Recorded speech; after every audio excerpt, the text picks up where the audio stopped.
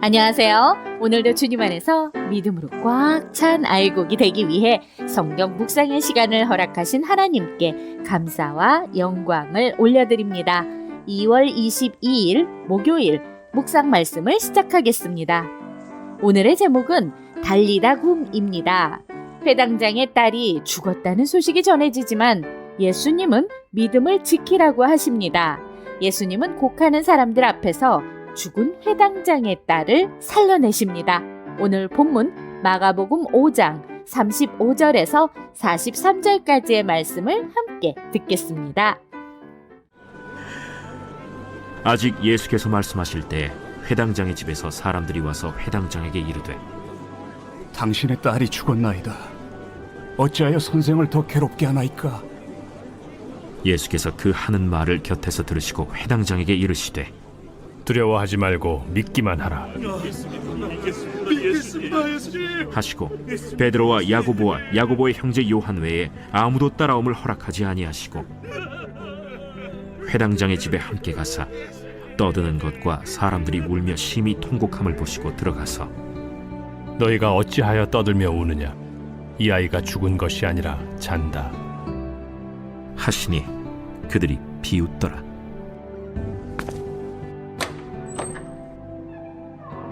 예수께서 그들을 다 내보내신 후에 아이의 부모와 또 자기와 함께한 자들을 데리시고 아이 있는 곳에 들어가사 그 아이의 손을 잡고 달리다 굼. 번역하면 곧 내가 네게 말하노니 소녀야 일어나라. 소녀가 곧 일어나서 걸으니 나이가 12살이라. 사람들이 곧 크게 놀라거늘 예수께서 이 일을 아무도 알지 못하게 하라고 그들을 많이 경계하시고 이에 소녀에게 먹을 것을 주라 하시니라. 오늘 우리에게 주시는 교훈은 무엇일까요?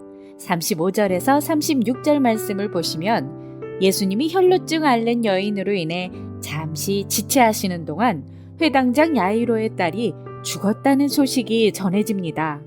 더 이상 예수님을 괴롭게 하지 말라는 군중의 말에 예수님은 야이로가 무너지지 않도록 두려워 말고 믿기만 하라고 명하십니다. 우리의 문제를 놓고 주님께 기도할 때 상황이 더 나빠지거나 나아지지 않는 경우가 있습니다. 그럴 때 우리는 두려워 말고 믿기만 하라는 예수님의 음성에 귀를 기울여야 합니다. 끝까지 인내하며 믿음으로 기도할 때 주님은 주님의 때에 주님의 방법으로 모든 것을 회복시켜 주실 것입니다. 37절에서 39절 말씀을 보시면 야이로의 집에 도착하자 사람들이 울며 심히 통곡하는 소리가 가득합니다.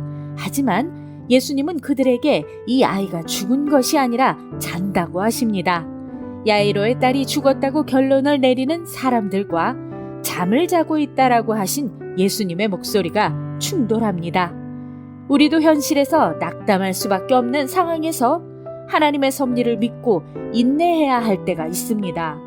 현실의 상황이 너무 커서 주님을 믿기만 하라는 음성이 들리지 않아 끝없는 절망의 웅덩이로 내려갈 수도 있습니다.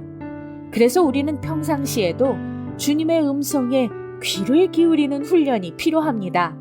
주님의 말씀을 가까이 하며 주님의 뜻을 알아야 합니다. 절망을 안겨주는 말들에 휘둘리지 말고 주님의 음성에만 반응합시다.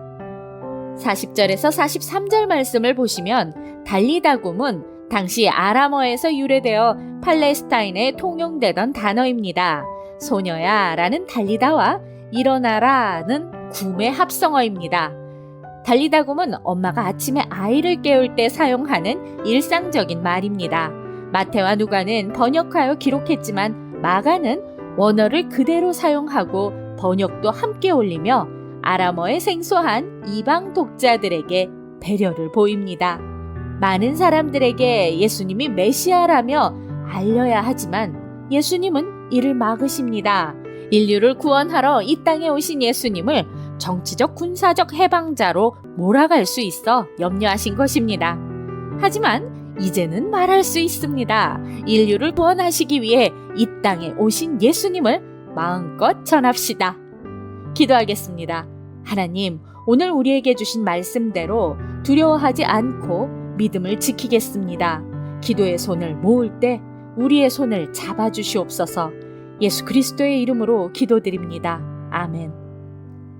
믿음으로 장애물을 뛰어넘을 수 있어야 합니다. 혈루증 여인은 믿음으로 격리된 세상에서 울타리를 뛰어넘었습니다. 야이로는 믿음으로 죽음의 소식에서 절망적인 두려움을 이겨냈습니다. 어떤 상황에서도 두려워하지 말고 믿기만 하라는 예수님의 말씀에 집중합시다.